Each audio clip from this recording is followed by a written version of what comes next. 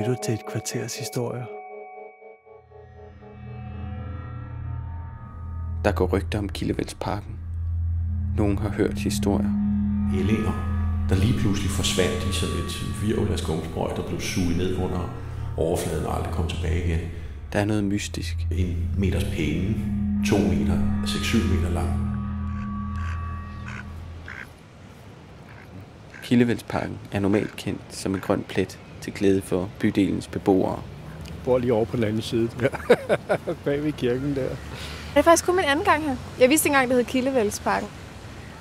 Jeg kan godt lide at se fuglene og følge dem der, og så kan jeg godt lide tidligt på foråret. Der, før der kommer blade på træerne, og sådan, så synes jeg, det er rigtig, rigtig dejligt. Det er bare ligesom sådan lidt oaseagtigt. Og så følger man den fra dag til dag. Den der periode, indtil der er kommet blade på alle træerne, det er en dejlig periode. Men måske der er noget, der gemmer sig i den lille parks hyggelige liv. Det folk typisk har set på meget varme dage, sent på rigtig varme sommerdage, det er noget, der ligner en træstamme, der driver rundt i søen. Sådan en aflang, vælvet, brunlig, lille bitte jolle med undersiden opad på 1 meters penge, muligvis endda mere, 2 meter. En enkelt mente, at det havde været 6-7 meter lang. Men da de så kunne se, at træstammen, hvis vi skal kalde den sådan, den faktisk svømmede og dannede et lille kølvand bag sig, så blev de enige med sig selv om, at det måtte jo altså være et levende dyr. Det er Lars, der fortæller historierne. Jeg hedder Lars Thomas, og jeg er zoolog og kryptozoolog. Kryptozoolog. Jeg studerer dyr, som måske ikke findes. Det er sådan noget som søslanger og havuhyrer og afskyelige snemænd og ja, alt det, som man egentlig ville kalde fabeldyr. Det prøver jeg at finde ud af, om de har bare en eller anden form for baggrund i den virkelige verden.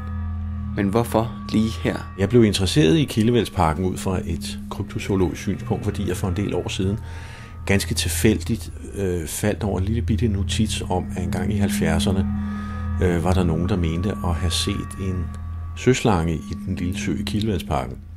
Men da jeg begyndte at grave sådan en lille smule mere i sagen, så fandt jeg en hel del historier fra 70'erne, som sagde, at folk, der havde været ude at gå en tur rundt om søen, havde set for eksempel ællinger, der lige pludselig forsvandt i sådan et hvirvel af skumsprøjt, der blev suget ned under overfladen og aldrig kom tilbage igen. En påstod endda at have set en voksen and forsvinde på den måde. En anden sagde, at en person skulle have været ude og lufte en lille hund på et tidspunkt, og hunden havde svømmet ud i søen, og den så også var forsvundet på samme måde.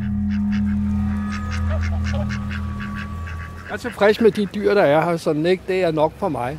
Det er til stor glæde både for mig og andre og sådan der. Jo. Den er så overskuelig og sådan meget tryg.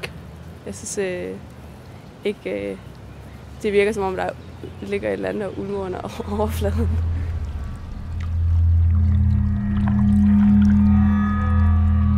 Det har hver gang været på meget varme dage, og som oftest sidst på dagen. Og det er også et godt indicium på, at det nok er et levende væsen.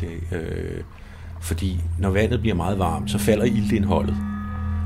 Og det er for de fleste dyr, som lever i en sø, til at søge op mod overfladen, fordi der er alt andet lige, der er lidt mere ilt. Der er lidt nemmere at trække vejret. Så det er faktisk et yderligere indicium på, at den er god nok. Søvhu er spændende, men den er bare så...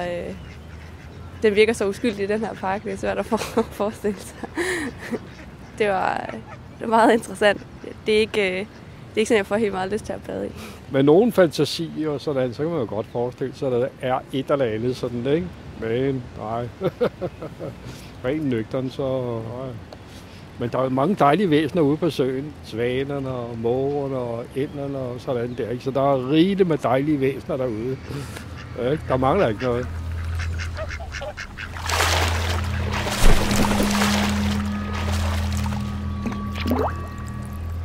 Jeg kan ikke se, at der er spor i vejen for, at der rent faktisk lever en stor gammel gede i søen i Kildevældsparken.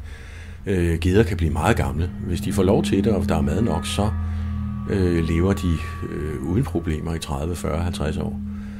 Og eftersom de vokser hele livet, jamen, så kan de da godt blive store, og i den grad ligne og opføre sig som et uhyre.